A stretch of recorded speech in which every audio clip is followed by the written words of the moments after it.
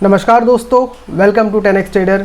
इस वीडियो में बात करने वाले हैं कल्याण ज्वेलर्स का क्वार्टर वन का रिजल्ट के बारे में, और साथ ही साथ इसको हम कंपेयर करेंगे टाइटन कंपनी से, क्योंकि आज मैं देख रहा हूँ तो जो स्टॉक का प्राइस है वो लगभग आपको 6-7% करेक्शन होता हुआ नजर आ रहा है। तो ये जब मैंने वैल्यूएशन किया चार्ट को देखने के पहले, तो भी मुझे ऐसा लगा कि वैल्यूएशन थोड़ा महंगा है, तो उसके बारे में भी डिस्कस करूंगा। बट याद रखिएगा ये दोस्तों, ये जो वीडियो पे जो बात करने वाला हूँ वो कोई रिकमेंडेशन की तरह नहीं होगा, वो सिर्फ मेरा एनालिसिस होगा और मेरा खुद का पर्सनल ओपिनियन होगा। तो चलिए चलते हैं स्क्रीन के ऊपर। बट उससे पहले आपसे एक छोटा सा रिक्वेस्ट है कि वीडियो को लाइक कर दीजिए और चैनल को सब्सक्राइब कर लीजिए, क्योंकि जब भी मैं ऐसा वीडियो बनाऊँ तो आपको नोटिफिकेशन मिल जाए। तो सीधे आके यहाँ पे हम देखते हैं इसका Q1 का रिजल्ट कैसा रहा। तो रेवेन्यू अगर देखेंगे तो आपका वहाँ पे 31% तक का ग्रोथ है, जो कि पिछले साल के Q1 से कंपेयर करूँ तो 31% का ग्रोथ दिख रहा है। वहीं पे नंबर ऑफ शोरूम्स अगर देखें तो अच्छा खासा शोरूम्स ऐड हुआ है और वहाँ भी आपको 32% का ग्रोथ दिख रहा है। नेक्स्ट अगर मैं ग्रॉस प्रॉफिट में देखूँ तो वहाँ पे 27% का ग्रोथ है, और पैट में देखें तो 55% का ग्रोथ है। यानी कि Q1 का जो रिजल्ट देखूँ बहुत ही अच्छा खासा है।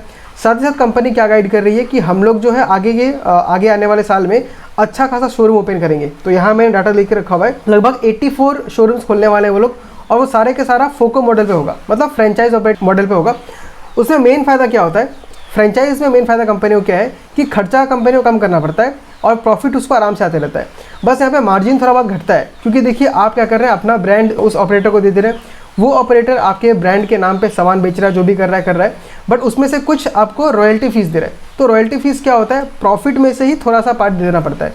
तो ऑफकोर्स कंपनी का ओवरऑल मार्जिन थोड़ा बहुत घटेगा, बट इससे क्या होगा कि आपका प्रॉफिट बहुत ज़्यादा बढ़ जाएगा, क्योंकि आप खुद नहीं काम कर रहे हैं, आप दूसरे काम करवा रहे हैं। तो यहाँ पे हम बोलते हैं इसको ऑपरेटिंग लेवरेज। तो हमको यहाँ भी देखने मिलेगा। आप देखिए रेवेन्यू बढ़ा है ओनली 31% से, बट पैट बढ़ गया उसका 55% से। तो रेवेन्यू जितना ग्रो किया है, पैट उससे बहुत ज़्यादा लेवल पे ग्रो किया है। ये तभी हो पाता है जब आपको ऑपरेटिंग लेवरेज मिलता है। अगर शोरूम्स के ऊपर देखें तो टोटल अभी इनका शोरूम 406 शोरूम्स टोटल है, इंडिया में, यूएसए में, मिडिल ईस्ट में है।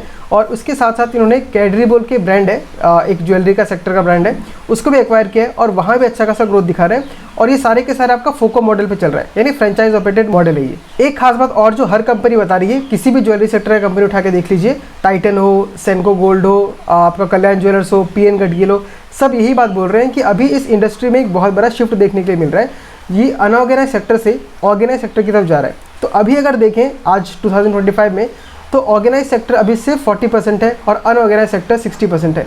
यानी पूरे सेक्टर में ही ग्रोथ का बहुत ज़्यादा अपॉर्चुनिटीज़ है, क्योंकि आजकल के लोग क्या कर रहे हैं, उनको एक अच्छा खासा लोकेशन चाहिए जहाँ पे जाके बाय कर सके, ब्रांड चाहिए, उनको सर्टिफिकेशन चाहिए, जिसके वजह से ऑर्गेनाइज सेक्टर का जो ग्रोथ है बहुत अच्छा खासा हो सकता है। साथ ही साथ GST, डिमोनेटाइजेशन, इन सब चीज़ों ने भी ऑर्गेनाइज सेक्टर को बहुत ज़्यादा पुश दिया है। तो ये तो कंपनी के बारे में बहुत कुछ अच्छा पॉजिटिव चीज़ है। नेक्स्ट अगर हम यहाँ पे देखें तो आपका ठीक है, मैंने मोटा मोटा डिस्कस कर ही लिया। इसका प्राइस ट्रेडिंग देखूँ तो 74 के आसपास का आता है, 74 का PE है। अब यहाँ पे देखिए मुझे वैल्यूएशन क्यों महंगा लगा, मैं आपको यहाँ पे लिख सकता हूँ। पहले इसका प्राइस ट्रेडिंग कितना दिख रहा है आपको, 71 का दिख रहा है। अब कंपनी सेल्स ग्रोथ कर रही है पूरे साल में 35% से, और पैट ग्रोथ कर पा रही है 21% से। मतलब पूरे साल का देखो तो अभी आगे जाके और इम्प्रूवमेंट होगा, बट पूरे साल का मुझे ये देखने के लिए मिल रहा है। तो यहाँ पे अगर मैं देखूँ इसका प्राइस ट्रेडिंग, तो स्टॉक क्या है, डबल के वैल्यूएशन में मिल रहा है। मतलब सेल्स ग्रो कर रही है सिर्फ 35% से, और इसका जो स्टॉक का प्राइस ट्रेडिंग है वो 71 पे चल रहा है। तो मुझे पर्सनल लगता है कि ये स्टॉक फिलहाल काफ़ी महंगा है, अभी इसमें थोड़ा बहुत और करेक्शन देखने मिल सकता है। ऑफकोर्स अगर आने वाले क्वार्टर में प्रॉफिट को बहुत ज़्यादा स्पीड से ग्रो करती है तो ये वैल्यूएशन जस्टिफाइड होगा, बट वो तो हमें आगे आने वाला टाइम ही बताएगा। अगर मैं इसे कंपेयर करता हूँ आपका टाइटन से, तो टाइटन भी आपका लगभग मोटा मोटा 18-20% से ग्रो कर रही है हर साल, और उसका जो प्राइस ट्रेडिंग है वो 81 पर है। तो टाइटन भी काफ़ी कॉस्टली है, बट टाइटन के आपका मार्केट लीडर है और उसको वैल्यूएशन डिजर्व करता है, क्योंकि बहुत पहले से अपने आप को प्रूव करते हुए दिखा पा रहा है। बट ऐसी छोटी कंपनी अगर आपका बहुत ज़्यादा वैल्यूएशन में मिलती है तो वहाँ पे थोड़ा बहुत करेक्शन देखने मिलता ही है। वैसे कंपनी में कोई दिक्कत नहीं है, काफ़ी अच्छा खासा काम कर रही है, गाइडेंस भी काफ़ी अच्छा खासा है, लेकिन जब भी वैल्यूएशन महंगा हो जाता है तो स्टॉक में करेक्शन आता ही है, बस वो फेयर वैल्यूड होने के लिए। नेक्स्ट कंपनी काफ़ी अच्छा खासा काम कर रही है, आपका हाइपर लोकल स्टोर्स खुल रही है।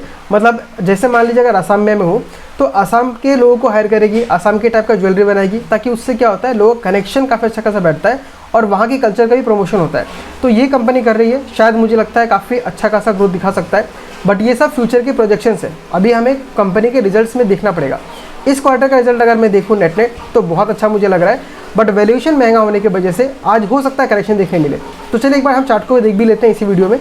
आप देख सकते हैं इसने हाई लगाया था 804 का, और ये सितंबर 2024 में था।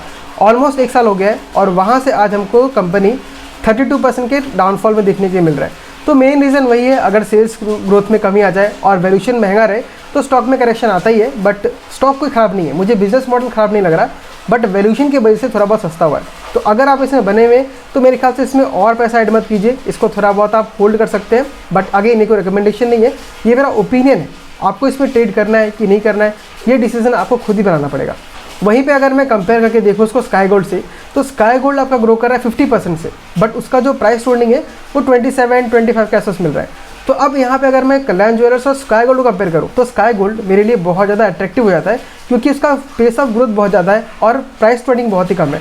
तो इस तरीके से हम वैल्यूएशन करते हैं। अब देखिए स्काई गोल्ड अगर नीचे गिर रहा है तो इसमें हमें पैनिक नहीं करना है, क्योंकि हमें क्या है, हमें वैल्यूएशन सस्ता मिल रहा है और ग्रोथ काफ़ी अच्छा खासा है। तो हमें हमेशा प्राइस मूवमेंट पे ध्यान नहीं देना चाहिए। अगर आपका कंपनी अच्छा काम कर रही है, वैल्यूएशन भी ठीक ठाक है, तो डाउनफॉल उल्टा आपके लिए एक अच्छा अपॉर्चुनिटी है। लेकिन अगर वैल्यूएशन महंगा है और फिर स्टॉक गिर रहा है, तब आपको यहाँ पे थोड़ा कॉशियस होना चाहिए और हल्का फुल्का प्रॉफिट बुक कर लेना चाहिए। तो आज के वीडियो में इतना ही। अगर आपको वीडियो अच्छा लगा तो इसको लाइक कीजिए और हो सके तो चैनल को सब्सक्राइब कीजिए। मैं मिलता हूँ आपसे अगले वीडियो में किसी अगले स्टॉक के साथ। तब तक के लिए tata, bye bye, take care.